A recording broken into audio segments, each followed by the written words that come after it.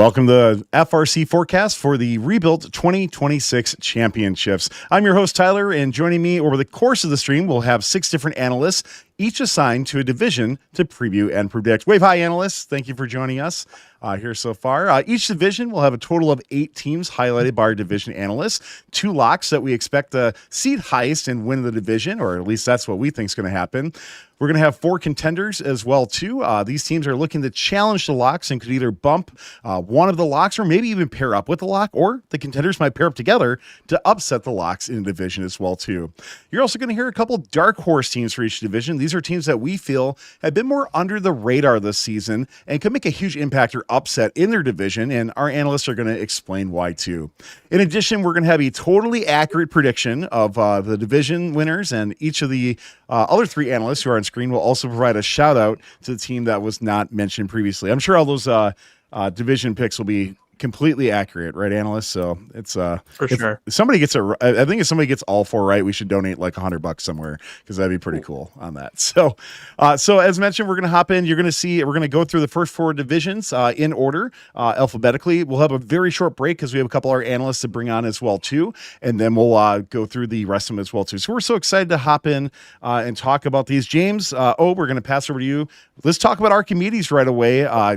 Give us your locks, contenders, dark horses, and before we do that, let's take a look at a little bit of Statbotics here as you preview the division. Thanks, Tyler. Appreciate it. So our first field to cover here on our championship forecast is the Archimedes division, presented by Rockwell Automation. Archimedes has been actually in a bit of a deep drought here recently. They haven't taken home an Einstein win since 2006. But they'll look to break out of that streak this year and send a formidable alliance to Einstein here in 2026, 20 years later. I think there's some real serious contenders for a world title on Archimedes, and we'll break down the locks, contenders, and dark horses here for the division. So to start out with my lock, you guessed it's a top EPA team here as well. It's Hall of Fame Team 27 Rush. I've gotten to know the Rush robot pretty well this season through both behind the bumpers and behind the glass interview at Michigan State Championships, as well as watching them just dominate everyone in their path. Rush has been on a historic run this season, claiming a whopping 8 blue banners, tied for the most in FIRST history, and they're looking for more.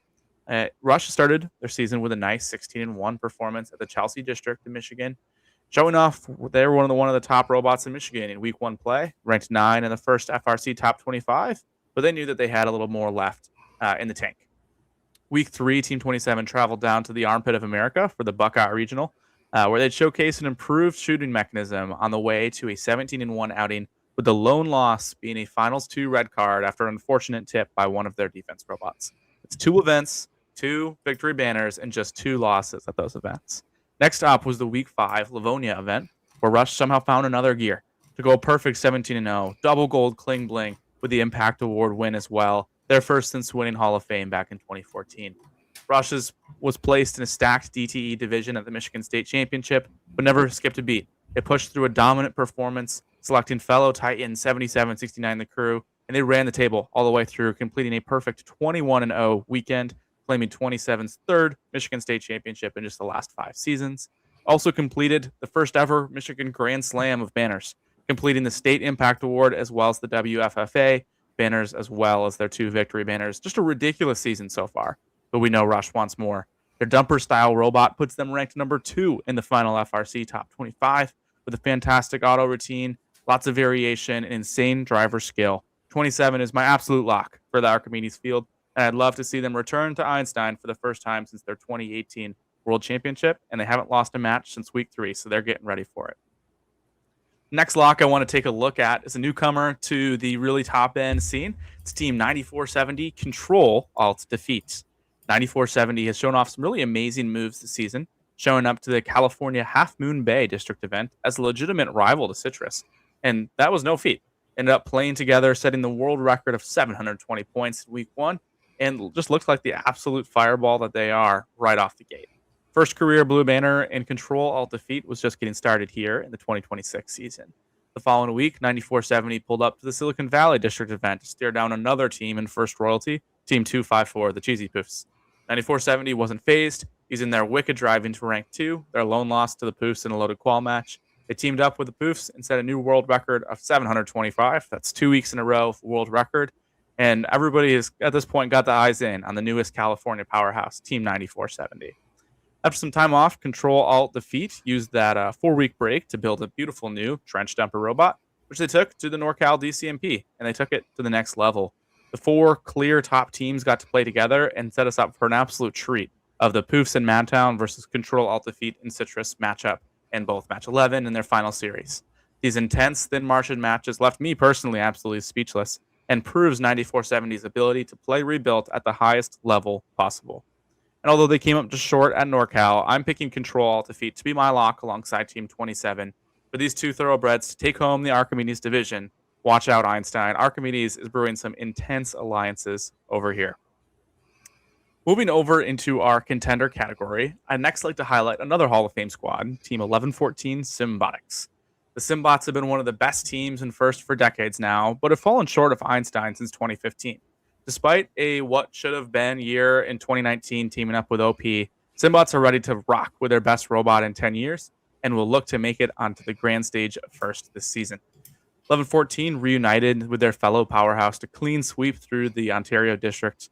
2056 and 1114 smoked the McMaster University and Niagara College events, alternating the who got to be captain and first pick of these insane Alliance ones.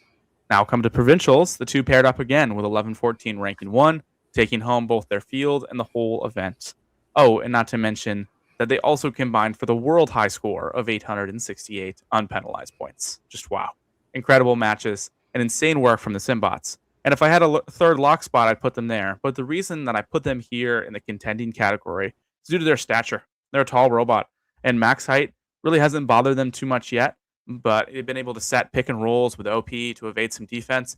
And I think that might come back to bite them as it stands. They're too tall to traverse through the trench. That being said, they've had some time. Maybe they converted to a trench dumper. Maybe they've figured out other ways to continue to do that. We'll see what they pull up to at the World Championship. But on the contrary, there is some pluses to being a tall dumper robot as well. The sheer fuel capacity being one. They hold upwards of 20% of the field's fuel at any given time, which is a really silent defensive strategy that could help them pull out a high seed or an upset win from really any position. Love Team 1114 and best of luck on Archimedes as contender. Next contender to highlight hails from Turkey. It's Team 6459 AG Robotic. 6459 has had a fantastic 2026 season, ranking 1 at their first regional, but unfortunately falling in a really tight final series. But then come to their second regional, they joined Overcharge and just had a completely dominant win. I mean, just ridiculous finals matches, winning by 500-600 points. Really, really strong, turreted, short trench bot that I think competes really well at Champs. Plays a lot of roles with a really strong throughput, and I think that really will contend on a really strong alliance. Impressive stuff from 6459, and I don't want to let them get overshadowed by Overcharge, because this is just a really, really strong Turkey robot, and I expect them to contend on a top alliance here in Archimedes. Another team that you can never overlook at Worlds is Team 3476, Code Orange. From Orange County, California, 3476 has made the Einstein trip 5 times, as recently as 2023, alongside Citrus Circuits. Code Orange knows how to win, and they've demonstrated that in a big way this season. They rank 1 and won the LA event early in the season, and then proceeded to join High Tide to run the table at both Orange County and the Southern California District Championship. Especially the SoCal DCMP, Code Orange proved that they're top-end talent once again. Will do everything they can to win. They also have kind of the same height issue as 1114, but if they can continue to disrupt defense bots and dump in that fuel, I think they can shoot all the way to Einstein for the 6th time in their career. Our last contender to highlight is another team that seems to peak at Worlds. It's Michigan favorite, Team 2767 Strike Force. 2767 is an elite team year in and year out, and 2026 is no different for them. Winners of the Lakeview and Battle Creek District event, Strike Force arrived at States with the goal of increasing their throughput and winning their field. And sure enough, they did both. They increased it with a brand new Spindexer and a blue banner to show for it, winners of the Consumers Energy Foundation division. And with that win, fun fact for you here, 2767 has won every single division banner that FIM has ever offered. That's 6 different variations and totals ever. Really incredible. Strike Force has made their global claim back in 2017 and 18, winning back-to-back world championships. But they also returned to Einstein last year with some electric plays like their infamous auto LG theft in match 5 of Einstein. Don't count out 2767 as a top contender on Archimedes. no matter their alliance. I've also heard that they're doing some even more stuff to increase that throughput. So really excited to see what Strike Force has for the Archimedes field. Finally, let's talk about our dark horses. I want to start off with our first dark horse, and that's Team 11019 Explore from Shanghai, China. Explore had a fairly solid showing at the Shanghai Regional, but really stepped up their entire season when they traveled to Honolulu for the Hawaii Regional. 11019 ranked 1 and picked 359 at their home event, dominating the event with a perfect 17-0 record. And although their turreted robot doesn't necessarily show it with a super high EPA, I think this robot is a great dark horse for Archimedes and a really solid role player. I could see 11019 as a solid early second pick that could really throw some serious wrenches in the plans of Archimedes alliances. They know how to play this game well. They proved it in Hawaii, and I think they're going to take that play to Houston. Another dark horse team that I want to highlight is Team 9401 Midas's Mayhem from Missouri. Midas was a finalist at the St. Louis Regional, falling to undefeated Team 1706 in their alliance, but had a really brilliant showing at Rocket City. They joined Team 2481, the Robotiers, to win the entire event, and they showcased why they can play Rebuilt to the highest level. I expect 9401 to do better than the EPA predicts and play a pivotal role in a winning alliance. With all that being said, I'm going to predict the winning Archimedes alliance for 2026, and I do think that my locks, 27 and 9470, will pair up, and they will just form an insurmountable pair that can really contend to win the whole thing. To round out their alliance, I think they'll pick my dark horse 9401, Midas's Mayhem, as well as a rising star out of Michigan, Team 8608, the Alpha Bots. I think it's a really strong pick in that spot as well, and can play a really electric stealing and defending role for that 27 and 9470 alliance. With that being said, best of luck to all the amazing teams on Archimedes. Let me know in the comments below who you're watching in this great field. And I know there's a lot of teams to cover here. So Scott, who else did you catch on Archimedes? Well, first, I'm glad you mentioned Midas's Mayhem. It's a fellow Missouri team. It's always great to see them getting some love and attention out here in the middle of nowhere in the country. But my dark horse, or my shout out rather for Archimedes, I'm going to give some love to 3006 Red Rock Robotics from Salt Lake City, Utah. They had an overall record of 25-6. They had a really impressive showing at week 4, and then they came back at week 7 at the Utah Regional and actually upset the number 1 alliance of Paradise Robotics and the Hawaiian Kids. Ultimately ended up winning that event. For me, I'm just really happy when we see another dirotor turret that goes out there and performs at a really high level, especially in a time when a lot of teams are abandoning that archetype for the drum shooter or the big dumper type robot. So really happy to see 3006 to have a really good robot this year, and wish them all the luck. Awesome. So I'm going to go ahead and bring my Archimedes shout out into the spotlight here. I'm going to call out Team 1218 SCH Robotics out of Philadelphia, Pennsylvania. I had a chance to check this team out up close, doing a behind the bumpers with them at our first Mid-Atlantic District Championship event the other week. And one thing I'll note about this team is they might not have the super high caliber EPA and performance metrics on StatBotics, but this team, they picked a relatively reliable archetype. They're running a Spindexer with a single turret, which is a relatively reliable, consistent archetype to pick. And at the same time, they're constantly committed to in-event improvement. I actually saw them on the practice field, and they had this big sensor array that was mounted on top of the practice field hub, and it was actually measuring time of flight time from shots leaving their robot to shots breaking the top plane of the hub, so that they could use that quantitative data rather to really tune their performance. So I could see a team like this really kind of floating under the radar and then making a late game surge, as we close out the final qual matches on Friday, for sure. James, who do you got? All right. My shout out is going to be 2137, the Oxford RoboCats from Oxford, Michigan. They were the 3rd seed captain and got 3rd place in the Hemlock division at MSC. They're just a big old fridge robot with a single turret. Their shooting might be a little bit on the slow side, but they have a very accurate auto and deal with defense very well.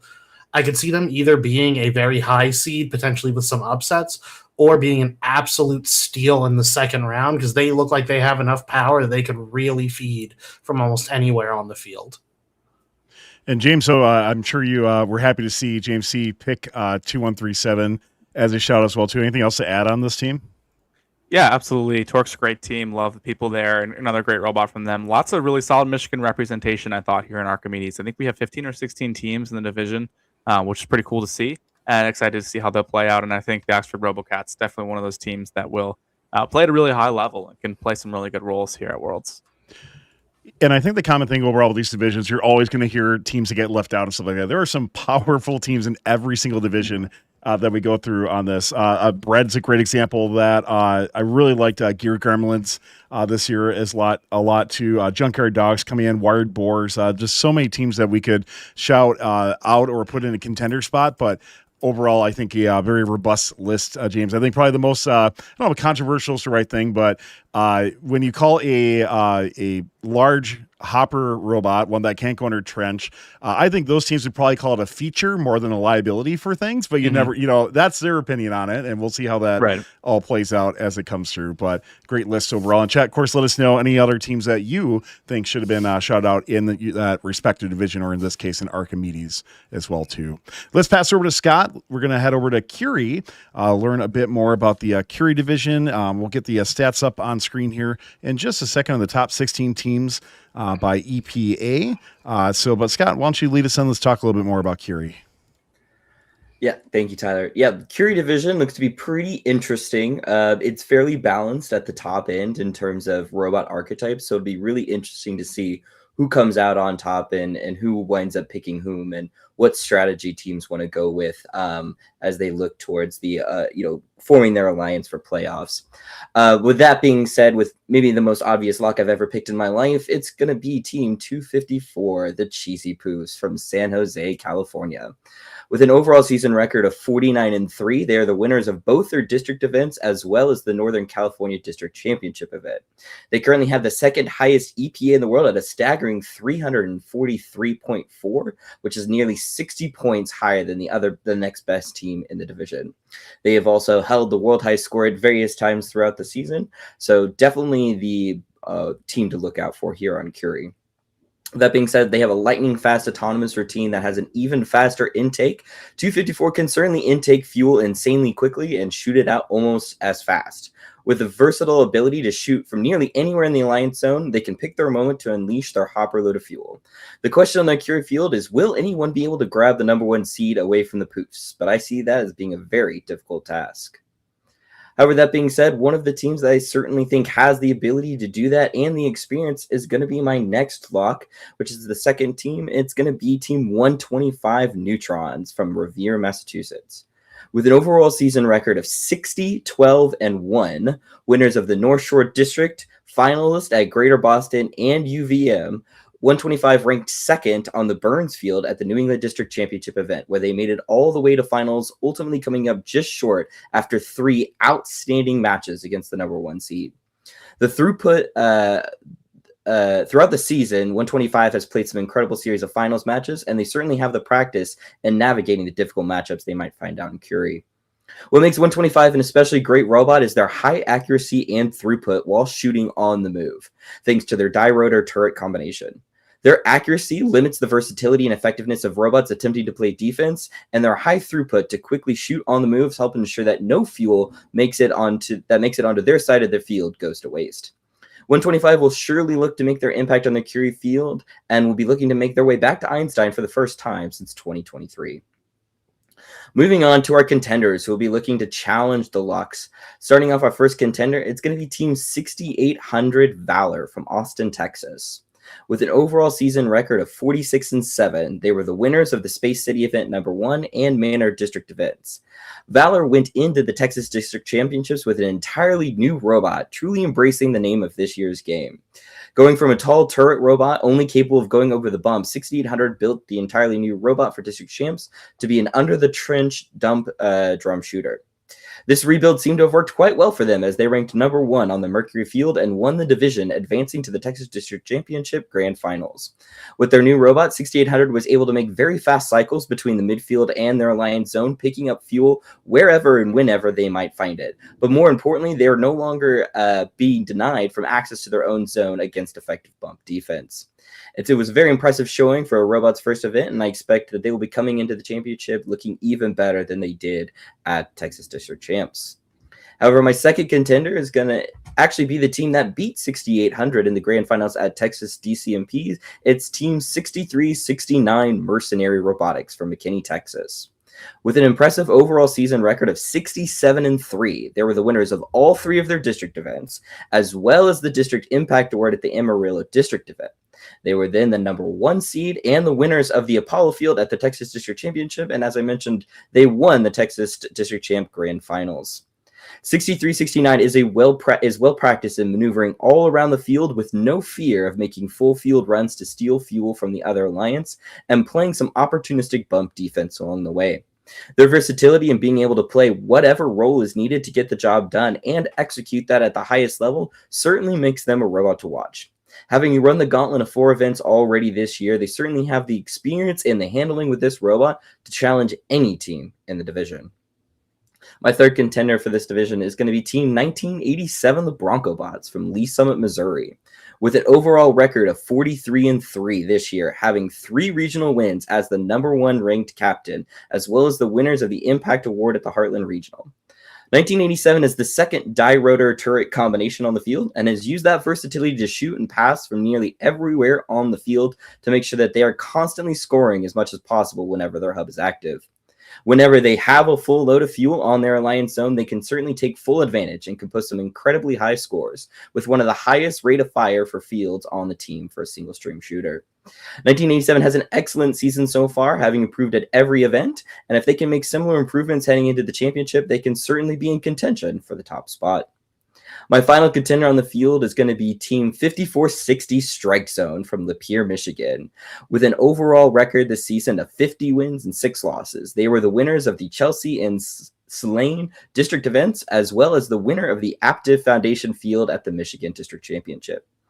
5460 is one of the more uniquely designed dumper drum shooter robots on the Curie field, with one of the key features of their robot being the expandable hopper, allowing them to carry various amounts of fuel depending on whether or not they want to be able to go under the trench. This versatility and hopper capacity, along with an excellent intake and high rate of scoring, makes 5460 one of the most capable robots with one of the highest potential ceilings when it comes to gameplay.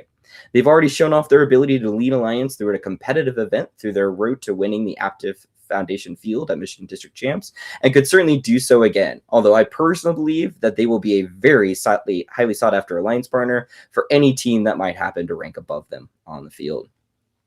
Now looking at 2 teams that might be a dark horse for the field. First one I want to highlight is going to be Team 987, the High Rollers from Las Vegas, Nevada, with an overall season record of 18-9. They were the winners of the Las Vegas Regional. What I think makes 987 interesting as a potential dark horse in the event is not only their improvement in their shooting capacity from their first event to their second event, but also their ability to climb up to level 3 on the tower.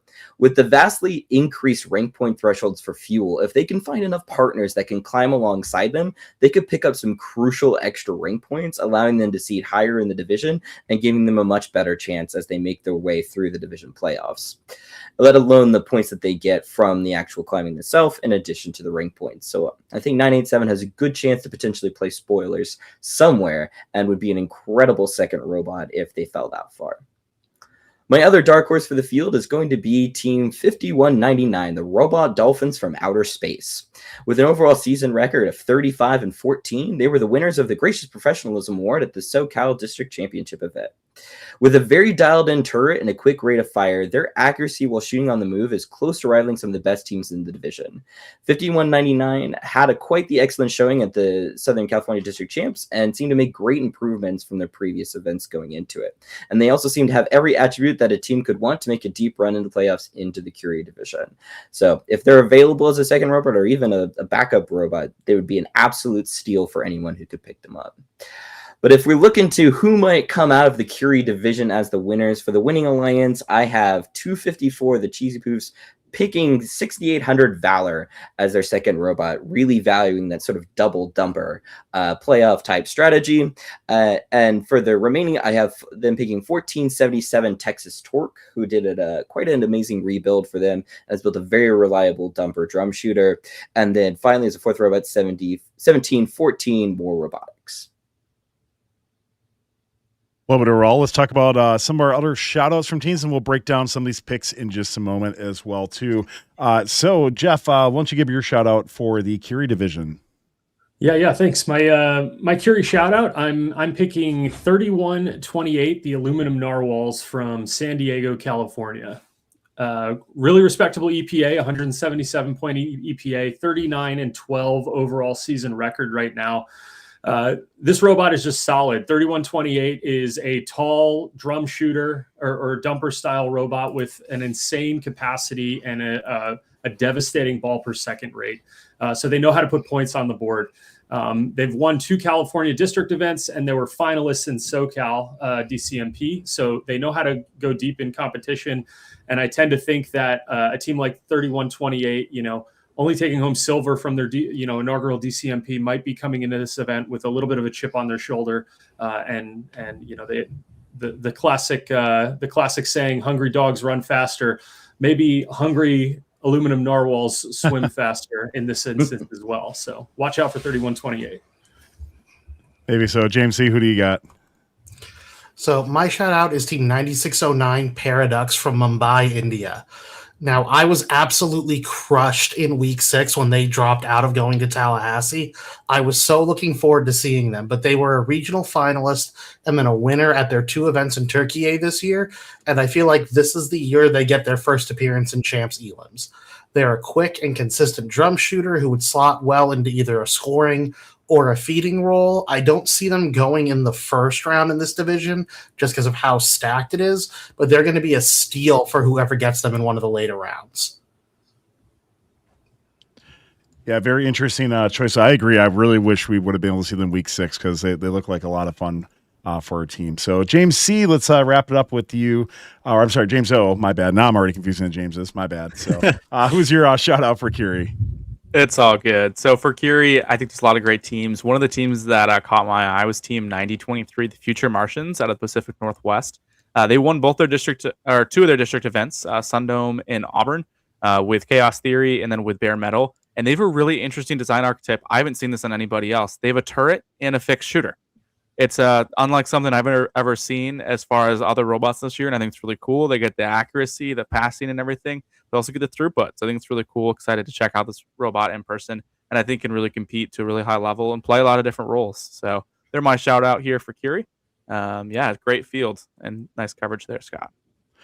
Yeah, Scott, you brought up an interesting point, I think, with 987 in particular, where, with the RP thresholds changing, is climbing going to have more viability at championships as well, too, right? And 987 has the ability to also climb an autonomous potentially as well. I saw them do it in a practice match at Las Vegas Regional, so there's definitely an opportunity for that. We did put a poll in chat as well, too, but I want to send it real quick around the horn. We'll just go James, Scott, Jeff, James. Do you think we're going to see more climbs, or are there going to be teams that potentially even add on climbs for championships? Yeah, I think climbs are an interesting situation, right? Because it could, if in theory, add the extra ranking point. I could see it being added in some cases. I know there was one of the divisions that I saw in a Chief Delphi thread. I forget which one off the top of my head. That has like 8 climbers already. It's an interesting division to be in because that can actually provide some more ranking points then in some of those matches that we'll see. I think that because of the increase in ranking points, it will help separate the really strong shooting teams from the not as strong shooting teams. So you won't need as much. If they hadn't changed the thresholds, I think climbing would have ended up being a larger differentiator. So I think at this point, I wouldn't see too many top teams adding climbing. What do you think, Scott? You see, we kind of felt the opposite. Is because of the increased fuel threshold, we thought those teams that already did have climbers, that like maybe those like 01 climbers that they either took off the robot for weight purposes or just weren't doing it because it wasn't worth the time, are going to really be reinvesting in those because of the potential extra rank points and how hard it might be to with 2 robots even achieve the 500 point threshold for the fuel. So we actually looked at it quite a bit differently in that the teams that did have that ability to add that could actually potentially be ranking a lot higher. And there's a few climbers on our field here on Curie.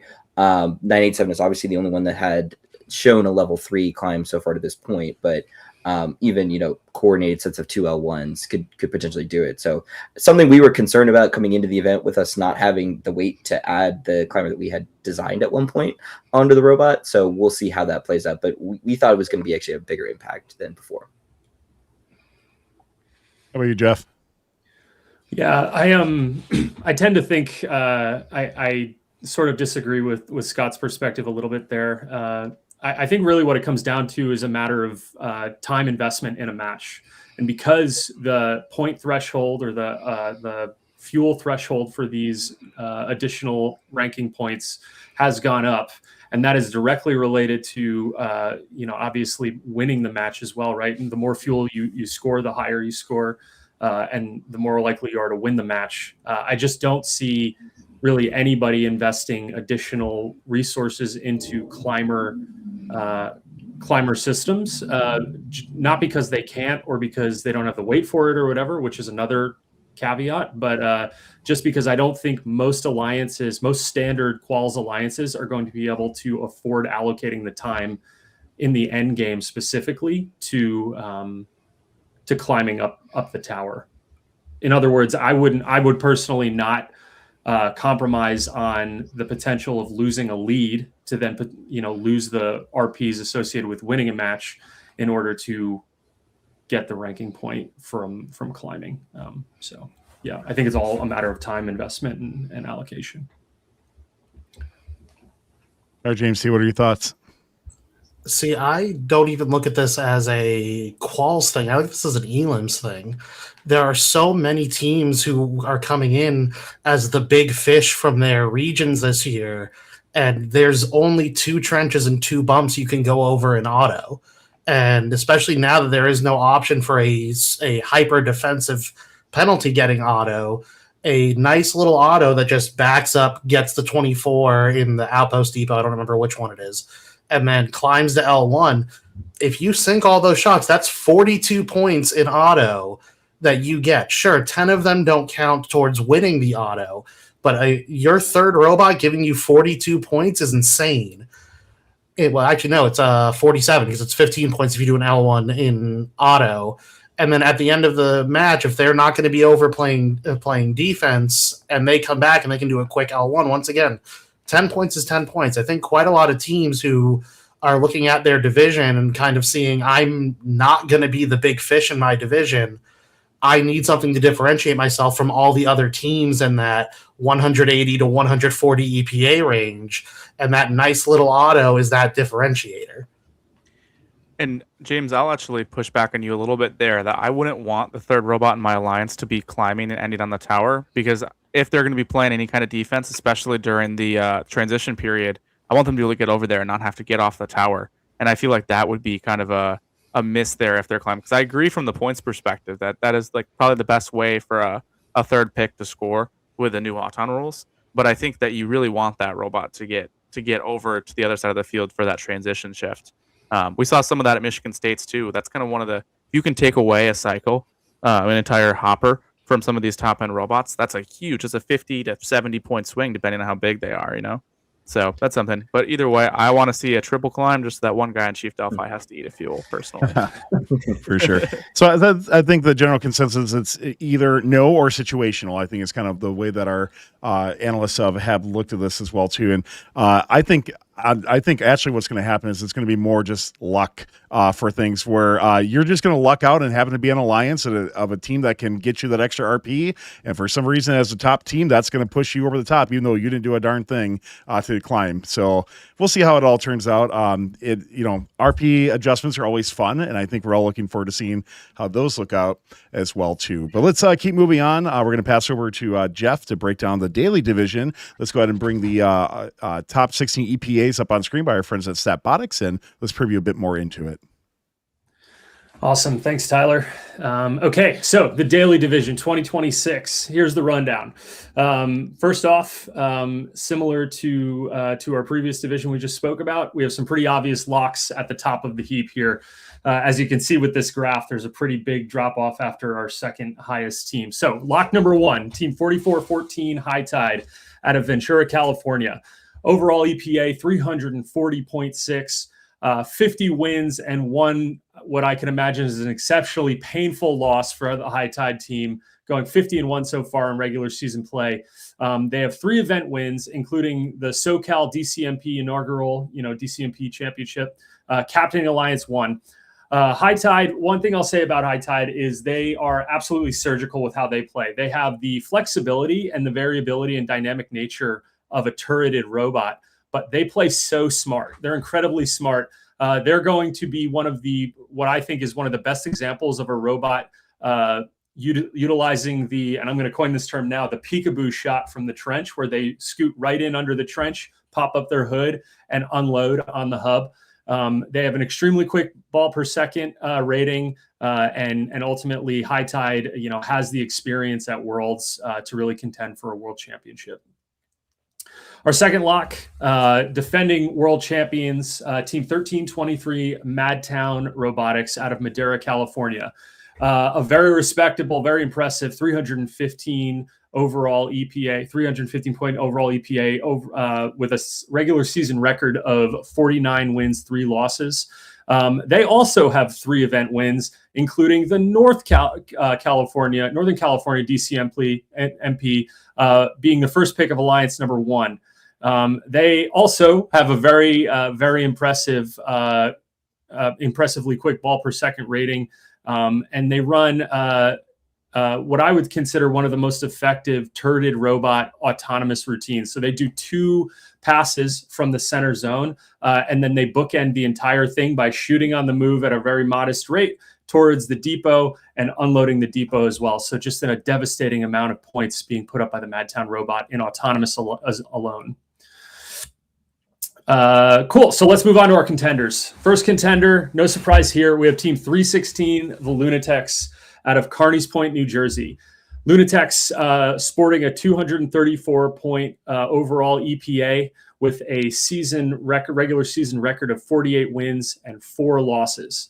So we're seeing a running trend here. This is the 3rd team I've spoken about on the Daly division so far, 3 out of 3, with 3 event wins, including their respective first Mid-Atlantic DCMP banner as well, captaining Alliance number 1.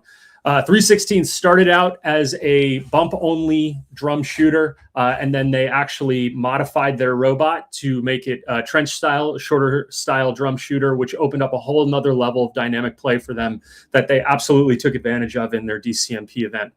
They understand how to win under aggressive defense. If you check out any of the late-stage FMA DCMP matches, you can see that defense was absolutely just a focal point in these matches. Some of the roughest matches I saw all season coming out of that event. So 316 was able to weather that storm and run the gauntlet with relative ease.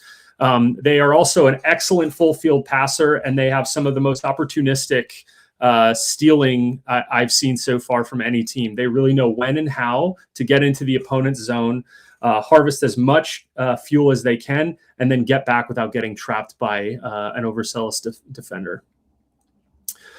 Cool.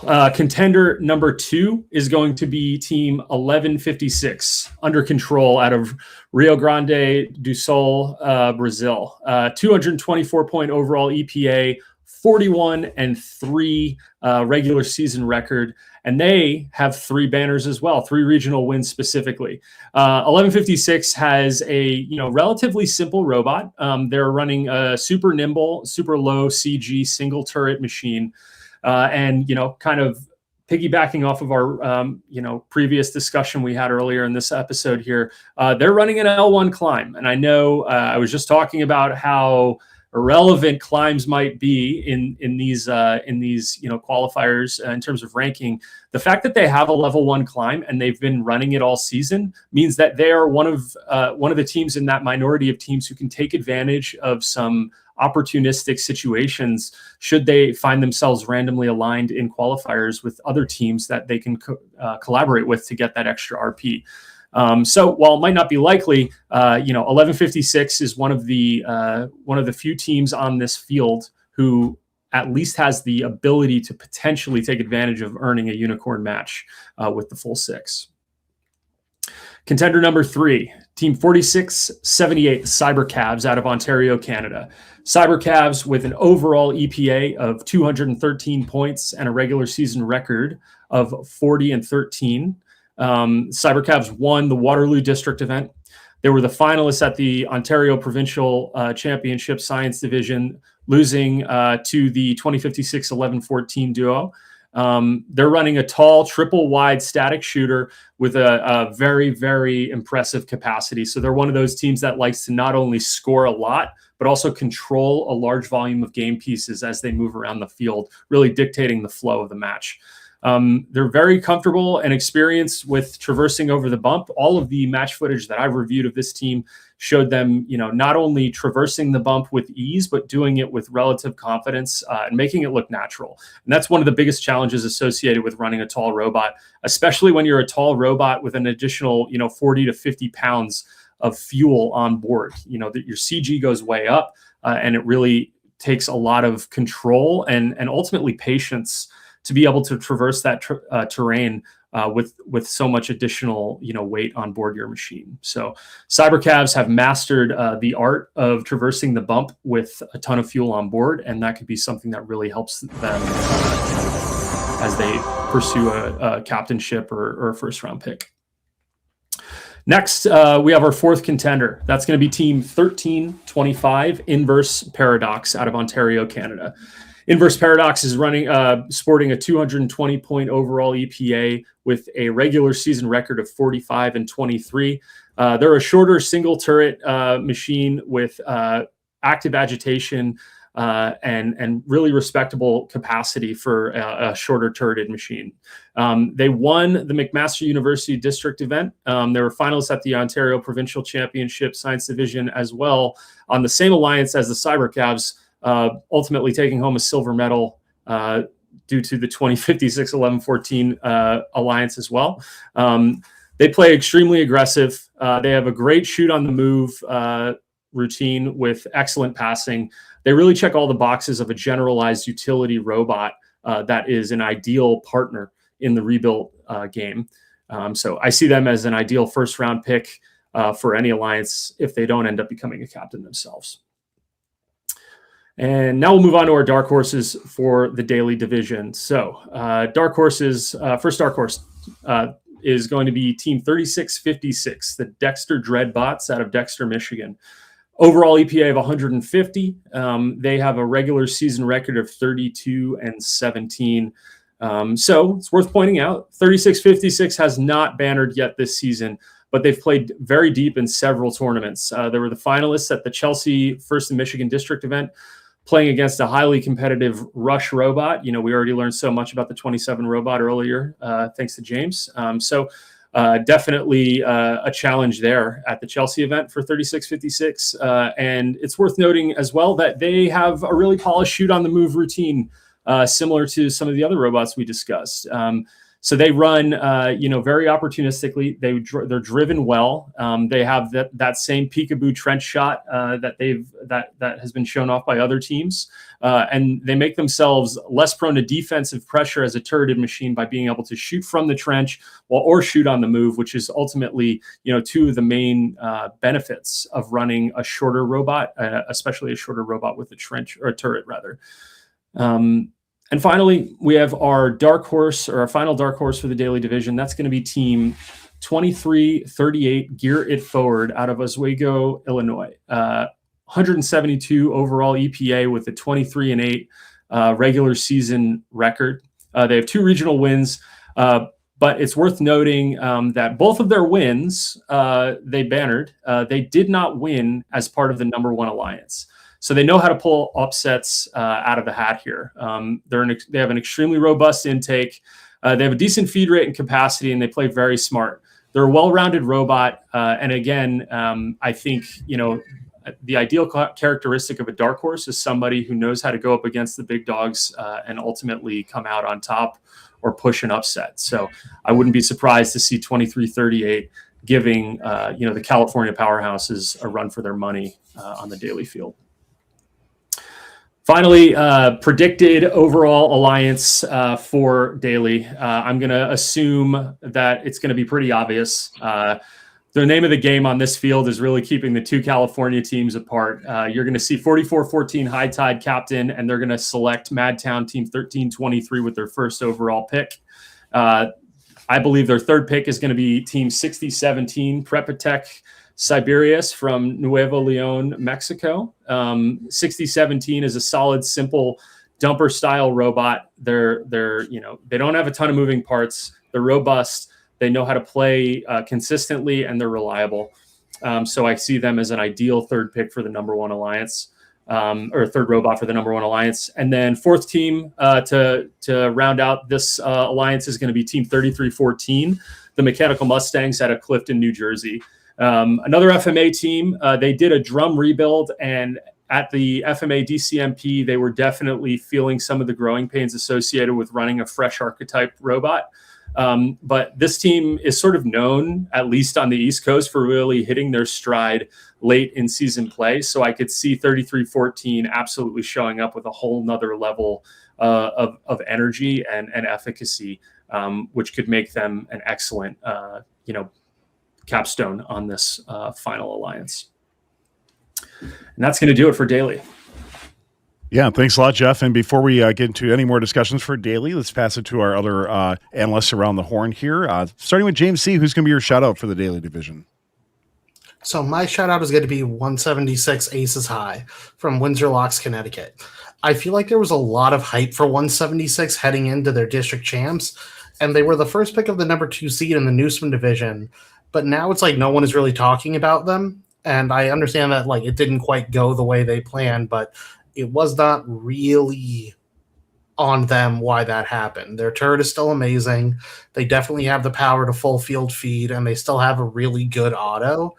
Just like last year, I could see the Daly division with the right rankings becoming a scorched field again. I think they're an easy first-round pick or captain that could really benefit from those California teams being broken up and just making a deep run. Yeah, I think that's a really good pick there, James C. I really like Aces High. I think they're a great team, great robot this year, and excited to see how they do at champs. My shout out is Team 3478 Prepatech Lambot. Another Prepatech team. This one's different from a lot of the other Prepatech teams this year. Not a dumper, at least right now. It's a turreted robot, and I like it. I think it's really strong. Prepatech Lambot was the first Mexican team to go to Einstein last year, and they're going to look to go again, or at least be a part of a really strong alliance. I think that in some of those later alliances, either the first pick or an early second round pick, Lambot is going to be in a great spot for that. Scott, who we got for your shout out here for Daly? Yeah, I want to give a shout out to a team I've certainly got to know a lot better in the past few years, and that's going to be Team 4028, the Beak Squad. They've had a 21-8 record so far this year. They were the finalists at both the events they've played at. They had a pretty impressive set of performances at both of those events, so coming up just short. I think it's another one team that, as Jeff would say about the Narwhals, that are coming in maybe a bit of a chip on their shoulder. This is a team that pretty experienced with winning events, and a team that I think has a really high floor in. I think they just get lost in the regional system and getting lost in the shuffle of a team that plays in regionals that just doesn't get a lot of eyes on them, and someone who I think that they definitely deserve a lot more attention for the kind of robots that they put out. I was also pretty happy to see 6017 mentioned there, Jeff. We played with them at the City of Fountains Regional. Really good team, really nice people, good people, really great robots. So happy to see them make the list there. Yeah, overall, great set of teams for that. And Scott, yeah, I also got to agree with you. I feel like 4028 just is not getting a whole lot of love in general this year from the general community for stuff. And they've had a fantastic robot so far. Fallen short a little bit for stuff, but definitely a great robot looking at for championships. And Jeff, I got to appreciate you calling out the couple Canadian teams there, especially Inverse Paradox, who has such a great throughput for their robot, and yet they're a team that if you're outside of Ontario, you're not always hearing about Inverse Paradox as much as you used to back in the day for things. So it's really cool to see that they have had a great year so far, and I appreciate you giving them a contender spot as well too. All right, let's head over to Galileo. James C., we're going to break down this awesome division here by bringing up some graphics up on screen, and then, of course, give us our locks, contenders, dark horses, and more for that as well too. So let's talk about Galileo. So the Galileo division is going to be our first division that's lacking those flashy California names. Almost every other division has one of those like big name California teams thus far. And I think Galileo is going to be the division this year where you see them go to Einstein, you're like, oh, they're going to be out in round one. And then they're not, and they keep going and they keep going and are going to be that shock. And I think potentially leading that will be our first lock, the Michigan State champions, 7769, the Crew. Their double shooter is as fast as any drum and has better accuracy from anywhere in their home zone. They drive super well, they intake quick, and have the power to full field feed if they really wanted to. They are also about 40 EPA higher than the next closest team in the division and have already run the 2 offense, 1 defense strategy at MSC that I think will be the dominant way that high seeds will run at champs either way. And that experience will be really helpful, especially as people are more struggling early on to try to see how much offense they need to hit those new RP thresholds. Our second lock of Galileo will be team 9496 Link. 9496 has continued their dominance of North Carolina and with a pit stop in South Carolina this season. Going with a very small drum, they almost shoot like a dual shooter, and they have a very deliberate auto path and powerful drive chains that allows them to power through defenders, whether they mean to be on their side of the field or not. They did have some minor issues with impacts in auto, but with the changes in the most recent update that disallows teams to fully cross that line, at least for the most part, they should keep them safe, and that will really reaffirm them as one of the locks of this division. And this will be their kind of coming out party after being so dominant in their home region and not quite so well back at the up at the world stage. Moving on, our first contender is going to be team 1690 Orbit. Orbit is in a very interesting scenario as, like all the Israeli teams, they haven't competed in any true official matches this season. They were involved in a practice event with the other Israeli teams making the trip to Houston, and this lack of experience with lower-end teams under official conditions is what's keeping them out of a lock position for me. That being said, they're a crazy good turret. They're capable of 500-plus scores when alone, so they're definitely going to be a threat in the division. But trying to coordinate potentially working with 2 other robots who are not quite at that world championship level might hold them back a little bit. Our second contender will be the New England champions, team 1768 Neshoba Robotics. 1768 is a powerful drum shooter who can go from full to empty in seconds. Their autos are highly adaptive and their shots are very accurate. The biggest thing that's holding them back is that they can be susceptible to defense, and that is designed to keep them pointed away from the hub. I imagine they've definitely known this and are working on it, and they definitely showed that improvement already at New England Champs, but it's just the nature of a drum shooter makes them susceptible to that defense. That being said, I still see them as one of those contenders. Next up, our third contender is the Chesapeake champion, Team 449, the Blair Robot Project. Another powerful drum, 449 had struggles at their qualifying events that kept them out of finals until they went undefeated all the way through the Chesapeake Championship. They shot very well they slot in very well with both other drum shooters and with turrets, making them a resistant to schedule flux and a potentially highly valuable partner for whoever seeds first in the division. The biggest weakness for 449 is they appear to have a sweet spot against the hub that could be exploitable by defense. However, they did show a more inconsistent shot from the tower that if they have worked on it in the last 2 weeks, should make them much more able to deal with the defensive threats. And our final contender will be Team 2468, Team Appreciate. 2468 had a dominant season heading into Texas DCMP before making an unfortunate early exit of the Mercury division.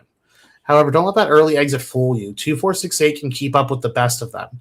They're another powerful drum with accurate shots, and they add the ability to have that active expanding hopper to allow them to flexibly run as a high capacity over the bump bot or a quick trench cycler. They did have some minor mechanical inconsistencies and are another team who can be defended, which is just keeping them out of that lock spot. Next, we'll take a look at our first of 2 dark horses, Team 2491 No Mythic. 2491 won both the Northern Lights and 10K Lakes regionals. They have a very unique hopper shape and rock a triple shooter. Their shots are incredibly consistent. If someone would grab them for either triple offense or utilize that increased capacity to make them a stealing robot with potential feed out of the opposing alliance's home zone, they could be like a real threat in either of those roles. Their shots are a little slow for a first-round pick or captain, which is keeping them out of the contenders. But with the skills they have, they should really round out any alliance and fill any role. So I see them being a real player in elims. And our final dark horse is going to be a very well-known team, Hall of Fame team, 16 Bomb Squad. 16 is a large trench bot with a slow but accurate shooter. They're not going to be a huge offensive threat unless they've really increased that shot speed, but their unique auto path should make them a desirable pair with other trench runners. 16 was also a second pick and made a run to Einstein last year, and this experience combined with their large capacity should make them a dark horse to round out any high-seeded alliance. And with all the teams highlighted, I do think our two locks, Team 7769 and 9496, will pair together and round out their alliance with Team 6429, Fourth Dimension from Turkey, and Team 2590, Nemesis from New Jersey, to really win this division. All right, very interesting picks indeed. I know chat's got a couple things to say, but let's see what our other analysts have to say about some shout-outs in this division, and we'll talk a bit more. So, James Hill, let's send it to you first. Who's your shout-out for the Galileo division? Thanks, Tyler. First of all, James, I really agree with your takes on 7769, the crew, Michigan team, love them, and really in-depth look at their robot and behind the bumpers. So glad to see them get the representation here. Hope they do well. My shout-out here is going to be another Hall of Fame team, Team 111 Wild Stang. Wild Sting has been pretty silent the last 3 to 4 weeks on their build blog, and something's happening over there in Illinois, and I'm excited to see what they come up with. They haven't bannered yet this year, but I'm excited to see them making the trip out to Worlds. Pioneered a lot of the die rotor stuff that a lot of the different teams using die rotors this year have looked at, and I'm excited to see what Wild Stang and the folks down there are able to cook up. Scott, who do you got for your shout out? Yeah, I mean, I'm going to give it out to 5895 Petty Robotics from Hightstown, New Jersey. They have an overall record of 38-9-1 this year, the winners of the Montgomery District event. What interests me in Petty so much is they're one of the last remaining holdouts on the dual turret archetype, having two dual turrets. They made a deep run at the first Mid-Atlantic playoffs as the first pick of Alliance 2. I think they've got a really impressive rate of fire and their ability to control both those dual turrets and keep them both online and keep them both fed as they, feeding dual turrets is probably one of the trickiest parts of all of it, and they do that rather well. And so I think with that, I think in their unique architecture, they make a very interesting team and could potentially make a very deep run on the field. Jeff, what do you got? Yeah, my shout out, another FMA team, Team 5181 Explorer Robotics. So I forget who it was who mentioned it earlier, but we did talk a little bit about the assumed ideal alliance archetype of 2 offense, 1 defense, and how powerful it could be in Houston next week. And the thing to point out about 5181 Explorer Robotics is they've really invested their efforts into being an all-around, highly dynamic, highly effective defender. They have a turreted shooter with an excellent intake that can take the hits and dole them out. They have the ability to confidently pass full field from the opponent's zone to the home zone without any real concern and a reasonable rate of fire.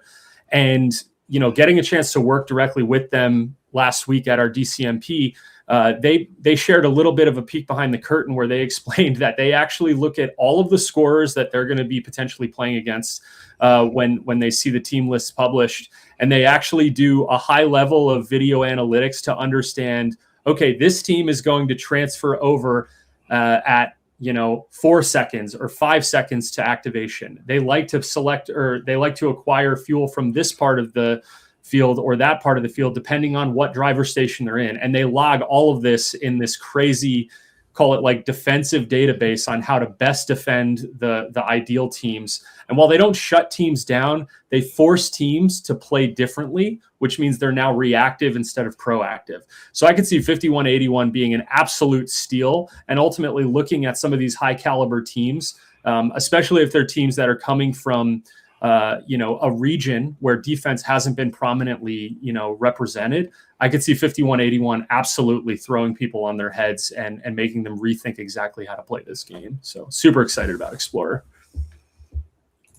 Yeah, overall, James, I think you mentioned earlier, James C, like this division, I think has a little bit more up in the air, I think, than maybe some of the other ones out there. And it's really cool to see where these teams might mix, who might mix together, that sort of thing, especially, those top 4 teams, 7769, 9496, 6090, and 1768, I think could probably interchange pretty well on that. So it'll be interesting to see who comes out on top for that. 1690 is such a wild card, right? Because when you have only a little bit of data to go off, or really any of the teams from Israel kind of are a wild card because there's so little data for us to really make a lot of good analysis off of. How are they going to compete on a big stage against higher end teams out there and against more robots and more matches? It's going to be difficult to try to put that where. What about them? Like, what about Link really set them over the top for you over like 1690? So, like I said, with all the Israeli teams, it's really tough when they haven't gone through a real season. Like you learn so much from playing real matches that you can't really replicate anywhere else. And like even with 1690, I was debating between them and Onyxtronic, Sure. who, according to the teams from Israel, might be better. But it's just kind of like Orbit had, like, we know they have that drive and that desire. But with Link, they went to South Carolina. They played well there. They continued their dominance in North Carolina, and they seem like a team who just isn't satisfied with that just regional dominance. They seem like a team who wants to be talked about with those other highly skilled teams on a world stage, and they just haven't had that happen yet. And this is a division that is winnable. And so I feel like this is where they can really shine and make that statement and not just be like, oh, well, I got stuck in a division with 4 of the California powerhouses. And, what are you going to do? Yeah, it'll be a very interesting division for sure. Thank you again for that breakdown of the Galileo division. We are going to be taking a short break here very soon. We're going to say goodbye to a couple of our analysts. So Scott and Jeff, thank you so much for being on with us. We wish you the best of luck at the championships as well, too. So it'll be great to catch up with you all and to watch your performance there, too. So thank you so much. Audience, if you're watching live, we're actually going to start a giveaway here in just a moment. So make sure you pay attention to the screen. There's going to be a keyword that pops up. And as we bring on a couple new analysts, the 2 Jameses are going to stay with us as we dive into the other 4 divisions. So we'll be right back in just about 3 or 4 minutes. We'll see you soon. We'll be right back for the second half of the FRC Championship Forecast. For those watching live, stay tuned to enter our giveaway for this evening. Spark Fun is excited to give away an experimental robotics kit, also known as the XRP. The XRP is a hands-on, comprehensive robotics platform. It includes everything needed to build and program a robot to perform beginner through advanced tasks, building the foundation for innovative thinking, science, engineering, and problem solving. Learn more at sparkfun.com/XRP. If you'd like to enter this giveaway, type XRP in chat right now, and if you're a YouTube subscriber, you'll get 3 times luck to win. And if you'd like to get notified the moment that our videos get uploaded, click that join button to get some early access to our content before it goes public. We have a public service announcement for those attending the first championship about the Team Service Center. The Team Service Center is assisting teams during Worlds with parts, programming, electrical, mechanical, and other random team support. Organized and managed by FRC and several prominent teams, your team can also get involved by donating spare material, tools, and other items. To provide tools and materials during competition or to get assistance, stop by the Team Service Center located in Hall A and Hall E. As we're waiting to start the second half of Forecast, we'd like to thank the following. For over 100 years, Kettering University has offered a better education because from day one, that education has been built on hands-on, co-op learning. Kettering's impressive alumni network includes founders, presidents, CEOs, and frontrunners who have a reputation for transforming industries with their resolute leadership. Apply today at kettering.edu/first. FRCT's Managed Store Program is an easy and profitable way to fundraise for your team or off-season event. FRCTs will handle everything from production, packaging, bulk or drop shipping, payment collection, and accounting. Teams can set their own prices, and FRCTs will take care of the rest. Fill out a quote request or get more information when you schedule a callback at frcts.com. Okay, well, welcome back, everybody. If you are watching live, we have a couple of new analysts on. So welcome to Steve and Luke, who will be covering the Hopper and Johnson division respectfully, and then James O covering Milstein and James C covering Newton as well. We're just going to keep on rolling. If you are just jumping in for some reason, go back, watch the beginning so you can see how everything's broken down. Everything's live in the VOD as well, too. But we know we got a lot of people anticipating some great teams they really want to talk about and, of course, cover those awesome divisions. So as mentioned before, you'll see some stats up on screen, and then also we're going to bring up from our friends at Robotics as well too, a little bit more about the divisions as they get previewed. So Steve, you're going to be the first one in this group here. Why don't we throw it over to you, talk a bit more about the Hopper division and some of the incredible teams that are in Hopper. So take it away, tell us more about it. Hey everybody, it's your friendly neighborhood New England correspondent here, and I could not be more excited to be covering Hopper division because of the top 8 teams in this division, 4 of them are hailing from my home division of New England. And even beyond the New England powerhouses, this is a division with a lot of teeth. Just setting the stage, you got 27 states and 7 countries represented. And the top EPA on this field, the combined EPA at the top on this field is over 4,900. And the average EPA is 196 in that top tier. It's a kind of top heavy field, but the whole field is deep. Another thing I want to call out, teams in this division have already won 86 blue banners across the season, which is impressive. And of that, that's over 75% of that is all competition related ones, not impact. So the competitive level of this field is serious. My first lock that I'm going to call out is going to be 3467 Wyndham Windup out of Wyndham, New Hampshire. I mean, these guys are almost a pretty obvious pick. They went 5-0 in playoffs in 4 separate events this season. It's been crazy to see them win Minuteman 5-0, win WPI 5-0, win Granite State 5-0, and their division at New England Championship 5-0. They simple 58 points auto, 156 tele-op, 55 endgame, super balance across the board. And with their new drum shooter, I don't see them having a problem adapting to the higher thresholds that we have this at this event. They're a serious competitor. My second lock that I want to call out is going to be 2056 OP Robotics out of Stony Creek, Ontario. They have the highest EPA on the field by far. I mean, they almost have like a 50-point difference even over Wyndham. They already have 3 banners for the year.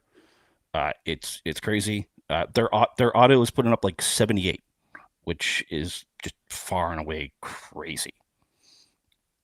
Not only that, but they're back-to-back Einstein appearances over the past 2 seasons, having won Daly, Galileo in 24 and Daly in 25. So standing on Einstein is almost muscle memory for these guys. Now, once we get past those 2 lock picks, you still have a super deep field of contenders. The first contender pick I'm going to call it is going to be 6329 Bucks Wrath out of Bucksport, Maine.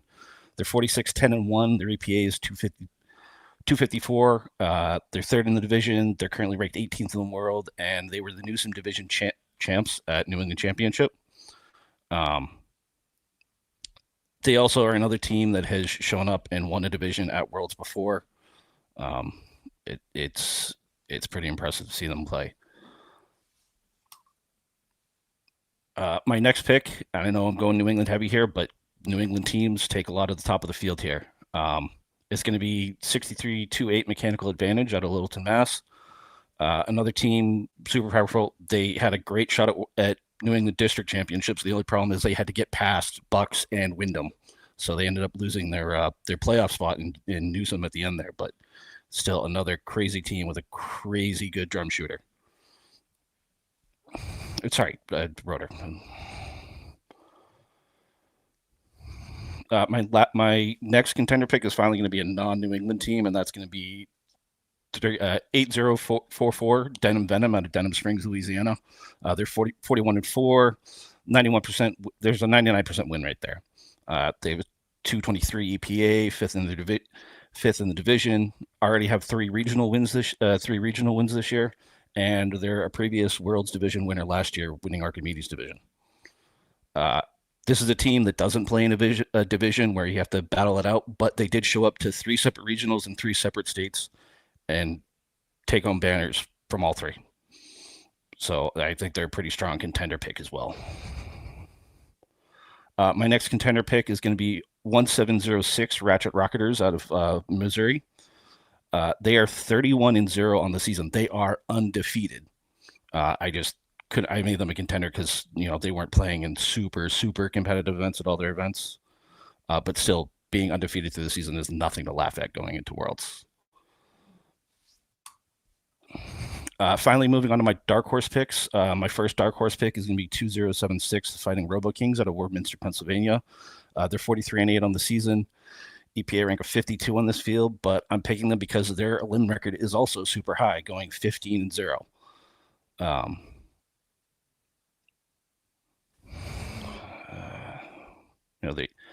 They don't lose elimination matches when they show up. They're not top bots, but they don't lose elimination matches this season. So I think they're going to make a seriously good pick as a second or backup pick for a world's level team, and be a serious addition to whatever team picks them. My second dark horse is going to be 4143 Mars Wars out of Carbondale, Illinois. They're 28, so they're like right on the dark horse pool, but they are a pretty strong contender. 20 in an auto, 84 teleop, 36 in endgame. It's kind of middle of the pack, but their competitive record sort of proves that they are a serious contributor to whatever team they're on.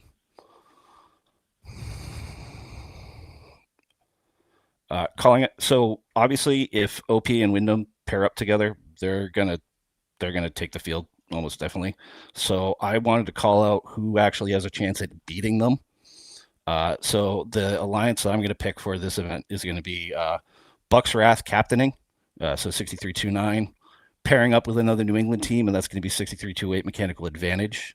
Both of those teams have long histories of playing together in New England, and I think they could make an excellent pairing as a Worlds level alliance. And supporting them, I think they're going to go with 1986 Team Titanium out of Missouri.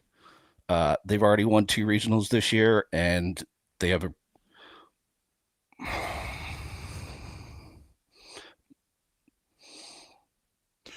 sorry. That's all right, man. Yeah, sorry. And then finally, the last back I'm going to call for that team is 1710 Robotics Revolution out of Oakley, Kansas. They're 19-11, but they still have a high EPA of 143, and they won their own regional, so they know how to compete and should make a serious backup contender for anybody. But I think they'll definitely make, that's this sort of alliance picks of 2 super heavy scorers and 2, proven midfield contenders who know how to support really good teams, I think is the best shot to take down what will be seriously overpowered OP and Wyndham alliance if they end up pairing it together. It will be going to do it for my hopper picks. Yeah, it'll be an interesting set of teams for sure that we go through on that. But before we talk a bit more about this, let's pass it around the horn. Luke, who's your shout out for this division here? Yeah, I went with Team 4613 Barker Redbacks out of New South Wales, Australia. They won Daly last year, and they haven't been as dominant this year. The stats show that. EPA, not really up there world rank-wise as they were last year, but they do have the 9th highest EPA in Australia. They've got a very speedy double turret robot, and they can make the fuel rain, so I think they're a major dark horse to win the division. All right, let's pass over to James O. Who's going to be your shout-out for this division here on Hopper? Yeah, thanks, Tyler. So my shout-out is going to be Team 10131, the Royal Turtles out of Hong Kong. I shouted them out on Top 25 a few weeks ago, but this is a really, really strong robot. Went over and won a Turkey event, as well as was finalist at another. And just a really strong, large robot. And excited to see what kind of some of the large capacity robots can do. I think that, early in the stream, we were talking about tall versus short robots, different pros and the cons. And I think that there is pros to it. And I think 10131 can lean into those pros. And do some cool stuff here. I think there's a lot of pretty open teams here on Hopper, and excited to see how it plays out. James C., who's your shout out here? Yeah, my shout out for Hopper is going to be the Wisco Disco champs, Team 1732 Hilltopper Robotics. 1732 won both their district events in addition to the DCMP. I am a sucker for a good single turret robot, and 1732 has that lovely yellow rainbow where all the fuel is almost touching when in the air. I feel like Wisconsin is one of those areas where their top teams are overlooked because they used to get dominated by, your 2481s and your 111s who would go into the Wisconsin regionals. And 1732 has been, in my opinion, overlooked this whole season. And while Hopper does have that strong top end, I really do think Hilltopper could be a team to pull off an upset. Yeah, very interesting. That I love the shout out the Hilltoppers as well, being from Wisconsin. They've had a great year so far. And James, though, I had to wonder if you were going to pick Royal Turtles or not, because I remember them talking about them earlier in the year as well too. And what an interesting lineup that is for sure. Some other great teams as well. One of mine also from outside North America, Cyber Unicorn, I think is a really cool team to watch. 82-14. We mentioned them earlier in the year as well, but number one EPA team out of China coming in. And, for those of us who are in the States and stuff, we don't pay a whole lot of attention to China, I think. And they're definitely a team that could be a very interesting way to really break up potentially some alliances as well, because they have a lot of fun with them as well. But it'll be really cool to see in Hopper, and can't wait to see how it all plays out as well too. So our next division coming up here in just a moment is going to be our Johnson division. So Johnson's going to be a lot of fun. Some great teams. We'll put up the stats here for just a second, or in just a second. But Luke, why don't you tell us more about Johnson as we bring that up? Yeah. Johnson division is looking like a really interesting division this year. This is the 4th year we've had the Johnson division. If you didn't know, they are coming in with the highest top 24 EPA, 3rd highest mean EPA out of champs. And last year's season, Johnson division winners were the finalists on Einstein. So I think Johnson this year might have a chance, be the first new division to win Einstein, because neither Mill or Johnson have done it yet.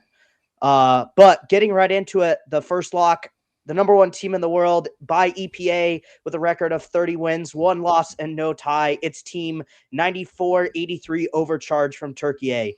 Overcharge won both the regional events they competed at, and they did so as the 1 seed 2. In their week 5 event, they scored at least 300 points in every qualification match and over 600 points in every playoff match, which is just outrageous numbers. In fact, their lowest score this season was 252, and that was back in match 1 of their season, week 1, which means they have been on a tear. And their name might not be Supercharge, but they've got 16 Supercharge ranking point matches, and they've earned the Energized ranking point on every other match. Again, insane numbers that they're putting up. Their turret-style shooter allows them to shoot and intake at the same time, and they only stop shooting when they got to leave the zone. Having a tall robot like they do allows them to gobble up the fuel, shoot it back into their zone, do it again, and essentially unload 2 full hoppers into the hub. This team is definitely ready for Worlds, and it's going to be tough for anybody to beat them when it comes to the raw firepower. But the second lock that'll be looking to upset them is Team 4946, the Alpha Dogs. With their robot Moto and that cylindrical shooter, they'll be looking to drive and shoot circles around the competition. Coming in with a record of 50 wins, 6 losses, and 0 ties, they've been lights out all season, beating household names like 4476 Waffles out of Canada. And they finished this season ranked 4th in the Ontario district. Moto is coming to Worlds, moving and grooving, and that's why they are the second lock here on Johnson. Jumping right into the contenders, I've gone with Team 7558 Alt F4, winners of the Ontario Technology Division, and they're coming in with a record of 43 wins, 13 losses, also no ties. Alt F4 has won every event this season before losing the district championship to the Science Division winners at the Ontario DCMP. With the 28th highest world EPA, this team has been making other robots feel like pressing Alt F4 all season long. They've got a really speedy robot with a dumper-style shooter, making quick work of opposing robot defense. They can shoot from almost anywhere in their own alliance end, making it nearly impossible to stop. The second contender with a record of 101 wins and 8 losses and 0 ties, it's Team 118 Robonauts. which if they had gone undefeated, they would have 118 wins, which I think is ironic. Teammate 118 has cleared the atmosphere and painted the skies blue with their 8 blue banners won this season, which, as James mentioned earlier, ties with Team Rush 27 for most blue banners won by a team in a single season. And they broke the record for most blue banners ever won by a team, putting that record now at 72. That's 2 ahead of Cheesy Poofs at 70. And they're going to be looking to add 3 more this weekend with division winner Impact and Einstein. They haven't won champs since 2015, and they were last finalists in 2017. They're going to be looking to break the streak this season and add yet another banner to their full rafters. I mean, we've all seen the pictures of their build space. It's wall to wall. The third contender is Team 4522, Team Scream. Team Scream has a 37-10 record this season with 2 event wins and a Woody Flowers finalist award to show. The 2024 championship winners will be looking to claim the team's second ever championship win. Competing with their high-power dumper, they're going to be hoping to scream for joy all weekend long. And routing out our contenders, I've gone with Team 10-3-4-0, It Can Girls. It Can Girls put Texas and the world on notice this season, winning the Farmersville District event and finishing as finalist at Space City 1 and the Mercury Division at First in Texas DCMP. The second-year team has all the power, prowess, and confidence of seasoned veterans who have been to Worlds many, many times. Making their first appearance at Worlds, this team will be one to keep your eyes on. Starting off with the dark horse, I've gone with Team 190, Gompy, and the Herd. This team was dominant all season up in New England. I know Steve is going to be happy I got a New England pick in there, and they just got better. They finished a complete rebuild of their robot, retiring Doom Spiral with its dumper and level 3 climb. And as you can see on the screen, they've replaced it with a turret style. They've gone all in for the firepower, ramping up for champs. They won Curie in 2024, and they are going to be looking to herd together to pull off an upset on Johnson and solidify them as the GOATs in the history book. The last dark horse is Team 3620, Average Joe's out of Michigan. Average Joe's has had a very good season, as James will also attest to, winning Impact at Kentwood and MCDMP. They were just short of all the events they attended this year when it came to the playoffs. They've got a very, very high-power robot. Very, very pink shirts. It's always interesting and easy to spot them because of their pink shirts. But they're going to be coming in looking to get another Boo banner, a winner's banner, and they're going to be looking to be that last dark horse pick. Now, my just for fun alliance selection, I've gone with Team 9483 Overcharge, Team 7558 Alt F4, 190 Gompy and the Herd, and Team 4967, that one team, our next engineers.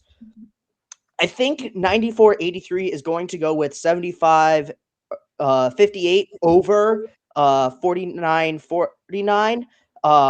4946, because both 4946 and 9483 can't go under the trench, which I think, as we've seen throughout the season, has become a big issue, that you got to be able to at least have 2 robots that can go under the trench. And that's where 7558 and 190 can both do. And then 4967 as the pick, they are currently 5-0 against the number 1 alliance, which means it's either pick them or lose. That's how it's been all season. So I think that puts them in a good spot to get picked, because somebody's going to want to keep that streak going. And as a quick history shout out, if you guys didn't know, 4967 made FRC history this year when they became the first team to win all 17 team award categories that earned both points and trophies. So we've had some FRC history from Michigan this season. So that's all I've got for Johnson. Pretty cool, for sure on that. With the, I don't know, do you call it a cycle or what do you call that, right? So that's pretty awesome, and congratulations to them for sure. Let's pass it around the horn before we talk a little bit more about the picks on there. James O, who's going to be your shout out here in Johnson? Yeah, thanks, Tyler, and good analysis there, Luke. I think it's a really interesting division. And one thing I will say, I do think that 118 is going to find a way to win this division. Great robot this year. I think that they're going to. They've played 118 matches and won 110 of them.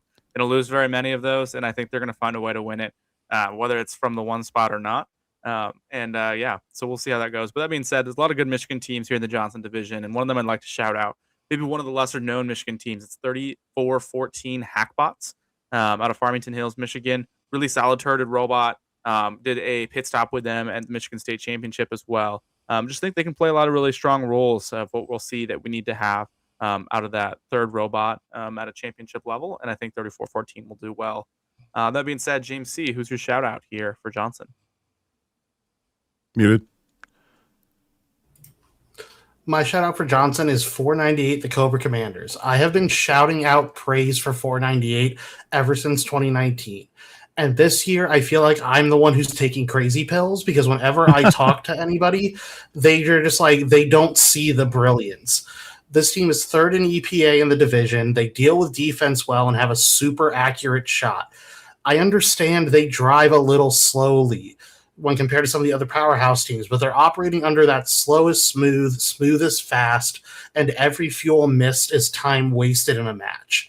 I really think that after they made it to Einstein as a backup last year, they at worst are going to be a finalist in this division. Yeah, just a real quick thing on Cobra Commanders. I mean, I agree. What a team and what a year that they've had so far. I think my only concern with them is their BPS going to be high enough for championship level play? I agree they are very accurate for a shooter dumper type thing that they have, but being that they are only like 2 wide right now, I'm not quite sure if they're going to have enough BPS. It'll be interesting to see. I love the team. I think they've had a great year. I just question on their viability to make a deep run in championships just due to that. All right, let's pass over to Steve, who's going to be your shout out here on Johnson. My shout out on Johnson is going to be another Michigan team, and that's going to be 2337, the Engineers out of Grand Blanc, Michigan. They're 48-8 on the season. They have a 165 EPA, but they also are a Michigan division winner. They won Impact this season. They're walking into the field with 4 banners under their belt and more matches played than almost any team on the field. We already know that Michigan teams are always dangerous at Worlds, but these guys have a serious chance to make some noise on Johnson Field.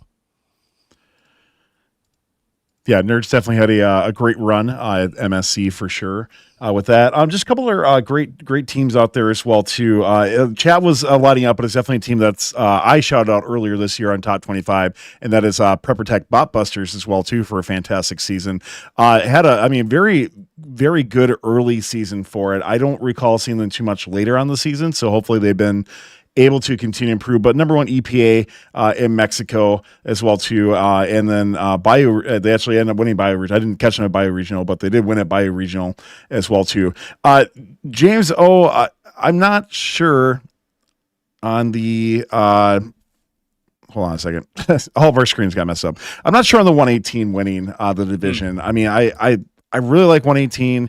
I just don't know like that BPS that they have and what they're doing for it. And is that climb going to come into play? We talked about that earlier where most of you said no on there. So where's the viability with 118?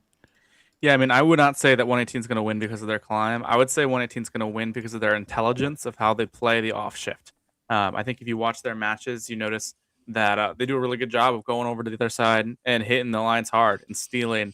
And I think that their level of strategy, coordination, and they're going to play with their alliance is going to pull off the win that maybe Statbotics wouldn't predict.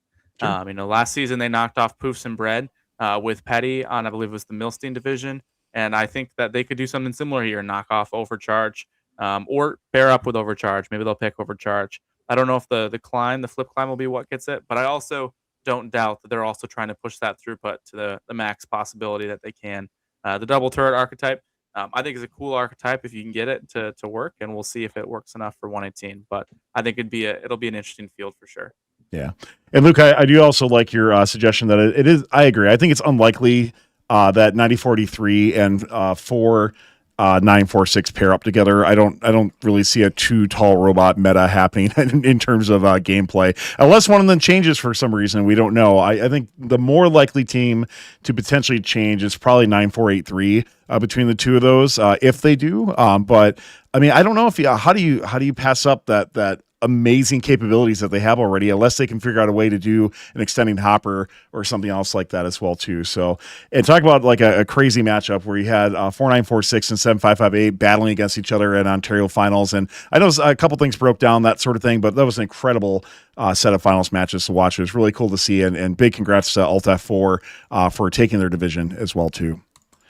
So yeah, and that's kind of why I went with 4946 over Alt F4 for the lock contender. Is I felt like 4946 arguably had a better season, except for that unfortunate, the rough breakdowns with their alliance partners in DCMP. And I think they've just got a little bit better firepower with their turret style.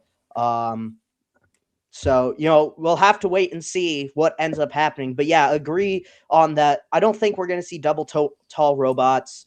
And you're right. Unless one of them rebuild, which we don't know if they have yet.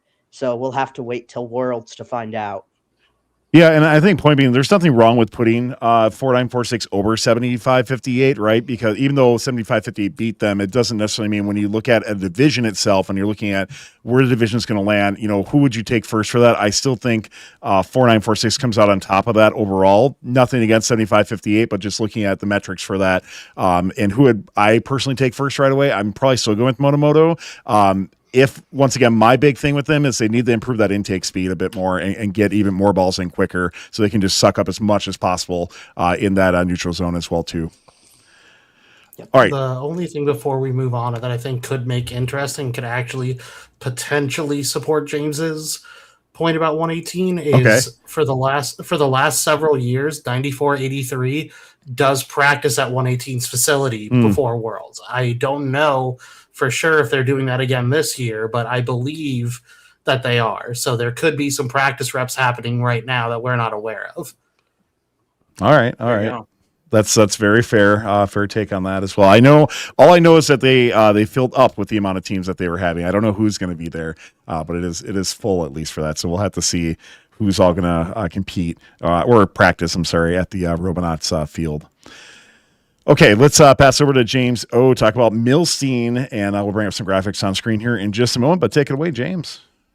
Thanks, Tyler. So taking it over to the Milstein division, we have one of the more dynamic divisions for Houston in 2026. I feel like we have some great top-end teams, yes, but also some pretty strong middle teams that are going to push for a strong performance and push the boundaries of what playoffs will look like on Milstein. Without further ado, let's take a look at the Milstein division presented by Qualcomm. So my first lock and our first squad to look at is Team 1678, the Citrus Circuits from Davis, California. You've heard their name before. They're a legendary team that needs no introduction, and rebuilt is one of their best spots in recent history. Citrus has the claim to the longest Einstein streak ever with their 10 consecutive showings, and despite falling short last year, they are guns ablazing in 2026. Citrus started off strong at the Half Moon Bay event, setting a world record and grabbing their first banner. Next, they took on Sacramento, set another world record, grabbed their second undefeated banner, and their next stop was the Northern California District Championship, and they were the favorites. No doubt Citrus, their number one EPA in the world at the time, had their eyes on the prize, but did face a little bit of adversity with their robots day 1 and 2 at the Cow Palace. Citrus fought through, improved, and partnered with 9470 Control Alt Defeat to put up a valiant fight from that number 2 alliance spot. Finals at NorCal DCMP were some of the most intense FRC matches I've ever watched, and I'm sure that Citrus is just going to continue to get better from that experience. They defined the trench jumper archetype, innovated with the expandable hopper and climber, and in my opinion are an absolute lock to win Milstein and return to Einstein here in 2026. Our next stop is another lock. It's Team 2481, the Robotiers from Tremont, Illinois. The Robotiers also sport a dumper, but a very different take on the archetype, as they are a tall robot, hold an insane, looks like over 100 fuel at a time. Just an insane start to the year for them, Robotiers. They went to week 3, Central Illinois Regional, and showed the event who was boss with a great rank 1 qualification performance. Teaming up with Team 1756 Argos, they formed a dynamic dumper turret alliance that I'd say most viewers, myself included, thought was insurmountable. To many surprises, the number 1 alliance would eventually endure some issues and some defense and drop a match to the number 4 seed alliance. They'd have to fight their way back through the lower bracket and would get to an intense final series, but ultimately finish as finalists at CIR. Did a fun analysis on defense during this week 3 and took a look at this series a lot. There's a lot to uncover, so feel free to check that out after this forecast as well. The tall bot dumper has its pros and cons, I think, and the Robotiers have learned and understood those well, and they leaned into the pros well at their next event, the Rocket City Regional in week 6. They came, they saw, and the Robotiers conquered Huntsville with a 14-1 record and a crispy blue banner to hang back home. I'm excited to see the Robotiers collect, 25% of the fuel or so on the field at one time, dump it all in, and nail down this kind of anti-meta strategy to lock and earned this lock spot here on the Milstein field. So keep an eye out for the Robotiers here on Milstein. Hopping over to the contender category from Waialua, Hawaii, our next contender is Hall of Fame Team 359, the Hawaiian Kids. 5 blue banners and just 6 losses on the season, the Hawaiian Kids are a staple of high-level FRC play year in and year out. Week 1, the Kids traveled over to Vancouver for the Canadian Pacific Regional, featuring a nice turreted robot and an undefeated 16-0 outing for the banner, as well as a WFFA win. They traveled back home for the intense Hawaii Regional, teaming up with a Team 11019 Explore from Shanghai, China, to win the event and the first Impact Award as well. That's 2 events and 4 blue banners so far for them. They quickly traveled back to the mainland U.S. for the Idaho Regional, selecting Team Taters and running the table for a 17-0 win. And their last stop of the regular season was the Week 7 Utah Regional, featuring an updated Poi Pounder robot with a really solid throughput, I thought. Ended up actually falling in a tense 3 finals matches to their previous allies, Team 2122 Team Taters, but no doubt they are a top team here on Milstein, in my opinion. They sport a 234.7 total EPA and a 32nd place finish in our FRC Top 25. But in my ranking, I personally had them a bit higher, and I think they'll contend very, very well here on Milstein and look to get back to Einstein. Our next team, speaking of the FRC Top 25, is Team 694, Stipulse. Their total EPA of 250.3 is impressive, and their turreted robot is especially adept at fuel passing. And beware of the off shift as they rain terror down on all their field side volunteers with monster passes. And I think that they really play a solid role that will work out here for them at the high level champs play. Took home the banner at their Week 6 New York City Regional, as well as silver at both FLR and Gotham Regionals too. I really think that this archetype and this robot is built to play well at champs and will be a strong contender to rank high and contend to win the Milstein division. Our next contender is from the Peachtree District, and it's their champion captain, Team 1771 North Gwinnett Robotics. 1771 and their wooden robots are a perennial powerhouse down in Georgia, and they have a really solid turreted robot again this season. They paired up with Team Bean to win their home event in Gwinnett, but just fell short in the Albany District. However, they did not back down and captained the number 1 alliance, picking their friends Team Bean, the PCH DCMP, and took home the whole darn thing in 5 straight matches, undefeated there in playoffs. Impressive performance, and this robot proved they're a real contender here in Houston and will look to make their first trip to Einstein since, last year. Our last contender on Milstein covers, it hails from Fort Collins, Colorado. It's Team 4499, the Highlanders. 4499, I noticed them usually having pretty creative robots, and this year is no exception. A tall, huge, die-rotor robot. It's a really fun archetype, and I think that translates well to deep field domination here at Champs. Started off their season at Pikes Peak Regional, joining the number 2 alliance and claimed a silver medal.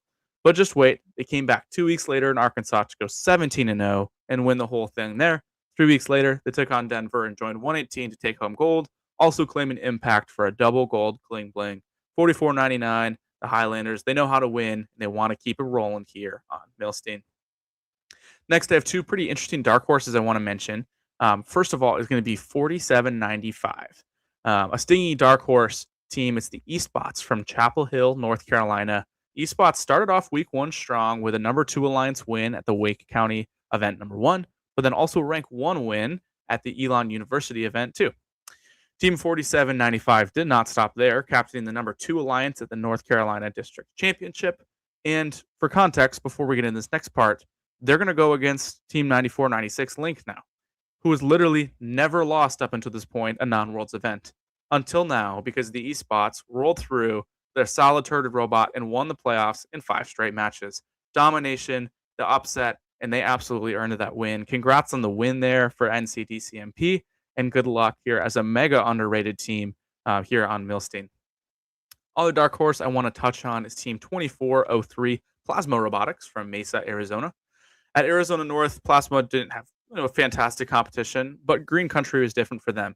Pulled off a really solid finalist performance as the captain of Alliance 3, and it's no wonder why. They're small and zippy robot with an accurate turret. I think 2403 would make a great member of a very strong alliance. Keep an eye out for Plasma Robotics on Milstein. So finally, let's cover my alliance prediction here for this field. I do think that Citrus will rank 1, and I think that they'll avoid the double dumper route, and they'll look to pick a turret robot rather than 2481, and I think they'll pick 359, the Hawaiian Kids. I think they'll also pick up my dark horse 2403 Plasma Robotics, as well as Iowa champions Team 3928 Team Neutrino for a dynamic and championship contending alliance. That being said, lots of different teams. James C., who else did you see on the Milstein division? Sure. My shout out for Milstein is going to be everyone's favorite Dutchman, Team 4481, Team Rembrandts. 4481 competed all the way back in week 1 and have rebuilt, redesigned, repainted. Who knows what they did for their robot for champs. They have kept the single turret design, and I am really looking forward to seeing if they're going to keep that shooting game redesign mojo from 2024 and make that return trip to Einstein. All right, Steve, who's going to be your shout out over here on Milstein? So the team I want to shout out is 4476 Waffles from Ontario. They already have an event win under their belt this year, finalist at another event, and I think they're a serious contender to make a return trip to Einstein, having been there back in 2024. Yeah, Waffles I thought was continually impressive. I questioned as they went into Ontario DCMP, were they going to be able to crank it up even a bit more? And I think they did a good job with that. So I think they're a team that could be definitely a formidable threat on their division for sure. Definitely. So, all right, Luke, who do you got? Yeah, I've gone with a team that I highlighted earlier this season as a contender in week 6. I've got Team 10633 Robotics out of Michigan. James, I don't know if you've been keeping track on this team, but their second year, they won the Kentwood event, and they're coming into champs for the first time with high hopes to add some more hardware and maybe a blue banner to the rafters. They're coming in with the 31st EPA in Milstein, which I think puts them in the perfect spot to be a dark horse pick to run the tables. Very quick dumper robot that competed well all season long. Yeah, that's a good pick there, Luke. I think Robotics is a great team. Definitely one of the teams I was looking at for my dark horse picks, and will be cool to see how they do here. Is this their first trip to Worlds, or did they go last year as well? Yes. Nice, good for them. This is their first, second year, first time to Worlds. They won their first banner this year earlier at an event that I had them contenders. So, good second year. Absolutely. Yeah. Just to shout out a couple other non-North American teams I think could really make a good impact in this division as well too. Sultans of Turkey, I think have been a very impressive team so far. James C., I know you've covered them a couple times over the course of Forecast as well. And then coming from Israel, Thunderbolts 2630 have been very impressive, at least in their ISR editions that we got to see with that. And then EXO has been a really good up-and-coming team over the last couple of years as well too. So some great teams overall on this division. I don't think there's really too much controversy in this division necessarily. I think it's more going to be, is Robotiers going to be able to just really take that number 1 seed and go with the beam with the big hoppers up and then control their own destiny? Because if I'm Robotiers, I would be kind of scared that if Citrus seeds first, that they're not going to get picked for things. So if you're Robotiers, I mean, you really just got to hope that huge hopper that you have is just going to prove huge dividends, which I think it can. But I think they really got a seed, I think number one in order to really capture their own destiny for that. And I agree. I think something like Hawaiian Kids could be a great pick for Citrus or pairing up with them as well too, James. So yeah, it'll be interesting to see for sure. Okay, we got one more division left. James C., we're going to pass over to you, talk about Newton here in just a moment.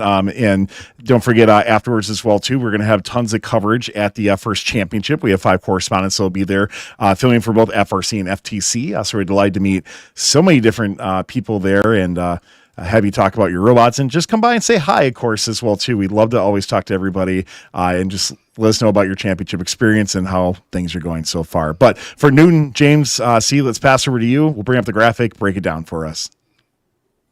Sure. We're now looking at the division that is the defending champions, the Newton division. Newton is another division that's lacking those California powerhouses, but I think they have a legitimate shot of defending their crown. The first team we're going to take a look at is one of our locks, the Pacific Northwest champions, 2046 Bare Metal. 2046 is rocking a sleek drum design and has been the number 1 seed at all 3 of their district events and district championships. They've already shown a proficiency of working well with a high-capacity drum or a turret, which should leave them open to pairing with any of the teams in the division who are going to wind up standing out. Next, we'll take a look at our other lock, Texas State Champions, Team 9128, ITCAN Robotics. 9128 joins 2046 in that powerful drum club, and while not the number 1 seed themselves, did spend this whole season on the number 1 alliance at all their events. Their capacity seems ridiculous for a robot that fits under the trench, and they seem to also do an amazing job of setting themselves into positions where defenders can't move them, letting them shoot in total peace. While their shots are a little slower than 2046, that increased capacity they seem to have more than keeps them as that lock. Next, we'll move on to our contenders, and starting us off is your Hudson Valley, Gotham, and Tech Valley champions, Team 1796, the Robo Tigers. Another team who has only finished rank 1 at all their events this season. Robo Tigers is sporting an accurate turret, some slick movement, and a pretty good shoot-on-the-move feed. While the things holding them back from being a lock is that they haven't faced defense quite as tough as our 2 locks, and their turret just seems slightly slower. Robo Tigers is going to be a player in Elam's, though, and the question is which alliance will grab them, or will their streak of number 1 seeds continue and they'll control their own destiny? Next on our contenders list is the Peachtree Champions, Team 1833, Team Bean. Another member of the Only Been on Alliance 1 club, and probably the most unique robot I've talked about today. They're a 4 single shooter in a row with 1 big adjustable hood, which sounds like it could lead to some problems, but they've really made it work. Their shots come out quickly, and they seem to be on target. The thing holding them out of the lock position is that they had a similarly dominant late season in Peachtree last year and only wound up ranked in the 20s in a second pick at Champs. So until we see local success translate into champ success, a contender is about as high as I'm comfortable placing them.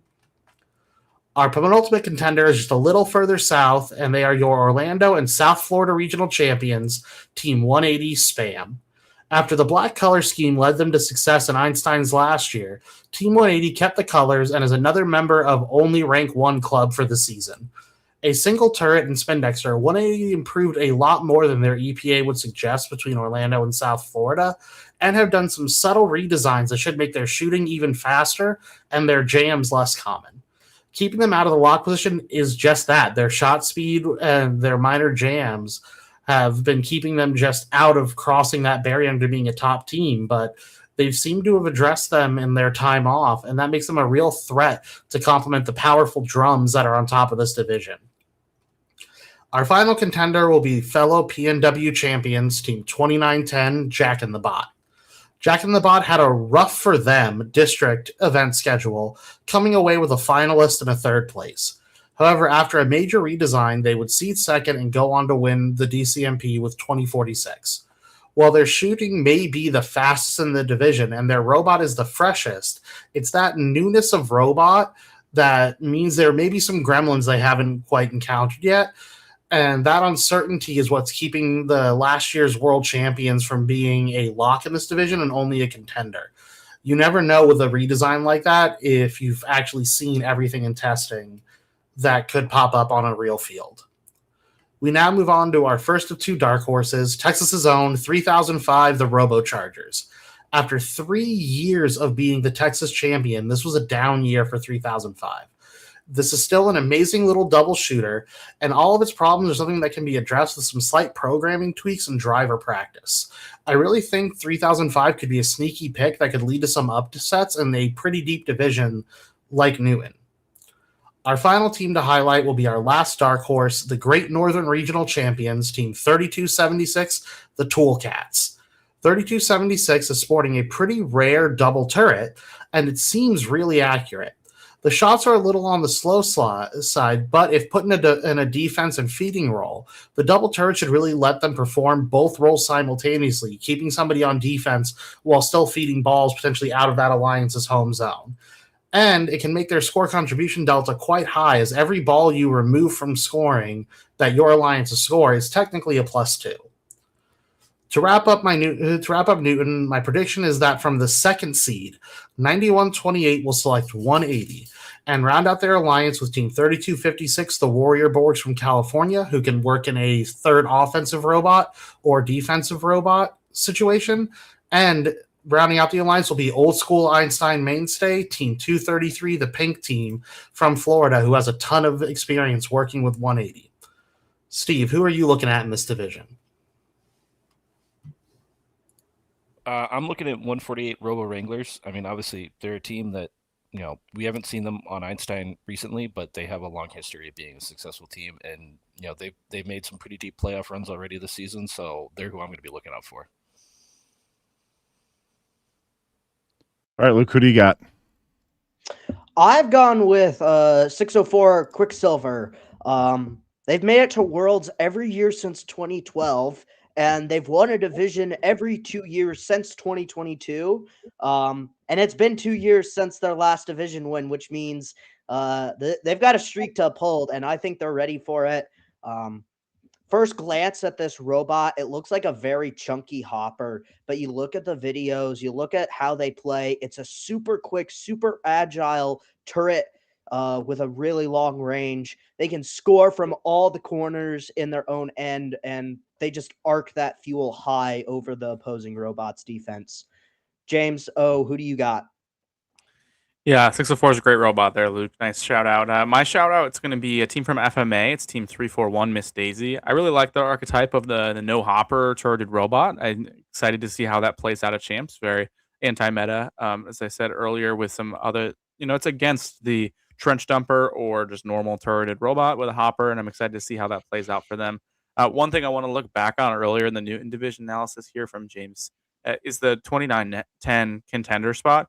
They rebuilt to the trench dumper robot, and personally, I was a little sad to see that. I understood why they had to, being that, you got to qualify for Worlds and everything, but their original Blitz before Reblitz robot with the no hopper, 2 intakes, really big passing robot, I was excited to see that play at the championship level. And it's too bad they were unable to keep that together in the rebuild process, because I think the no hopper passing, just shoot and never stop shooting, it's pretty fun, and I think that's where this game looks optically the coolest and would also be pretty effective to play as well. So shout out to Miss Daisy. We'll see how you guys do here on Newton. Yeah, I was going to say, we'll see how that meta plays out with Miss Daisy, right? For sure. Yeah. Or at least as close as we can get to it with that. I think this division overall, I mean, there are so many teams you could interchange in this between the locks and the contenders they have that I could see any of these teams, like, you're going to have 3 or 4 super strong alliances on the top end there.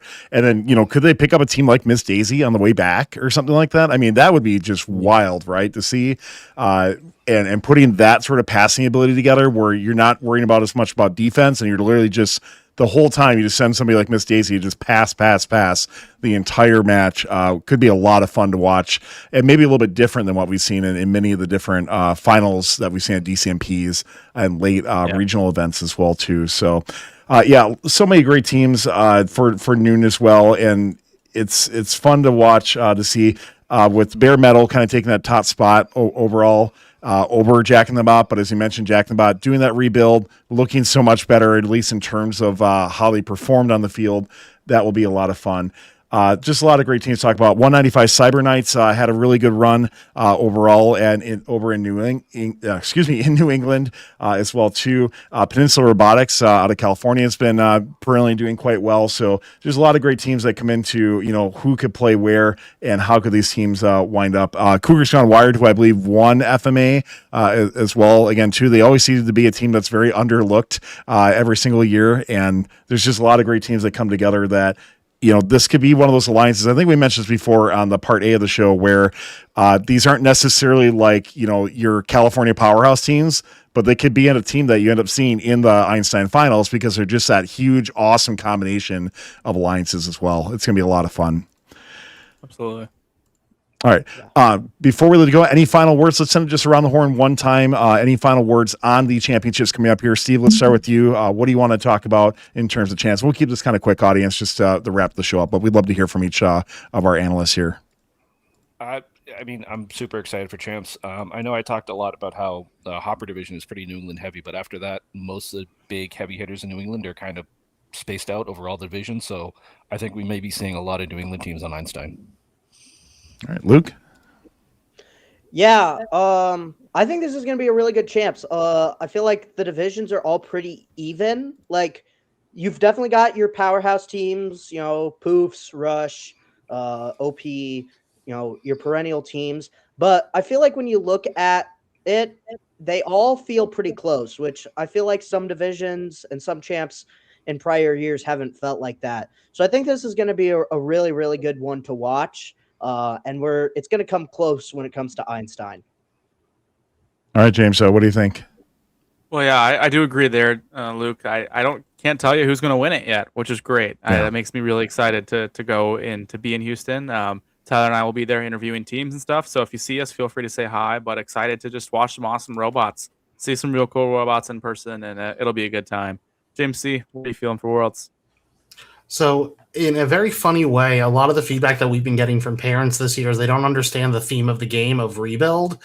And it's very funny that in a game where the thematic elements have been kind of lost on the general crowd, that the teams themselves have taken rebuilding as a very serious part of the season, more so than any other season. Like, half of our contenders and locks didn't look the same at their first event. And the team that I really want to shout out that I'm really interested in was Luke's shout out from the Hopper division, 4613. They didn't get to compete at their first event because of just political turmoil outside of their control, getting them stuck in a foreign country. So the fact that they were able to go back to Australia the next week, compete, and now they've sat for what is effectively a month and a half, and they're already a team who does rebuilds. I'm really interested to see what they've been cooking. Same with Overcharge and the logic behind Rembrandts. There's just so much interesting stuff that the teams have embraced the rebuild theme. Well, teams, we wish you the best of luck at championships. And if you're going there, like I said, come by and say hi to many of us who will be at the World Championships, regardless if we are the ones doing interviews or not. There are correspondents all over the place. I think we're going to have about 40 of our correspondents there between FRC and FTC that are just on their teams as well, too. So please come say hi to many of us. We wish you the best of luck. We hope you love Rebuild. It's definitely going to be a spectacle to watch when it comes to division finals and Einstein. And we can't wait to see how everybody does. We wish all the teams the best. Thank you so much for tuning in to this FRC Forecast.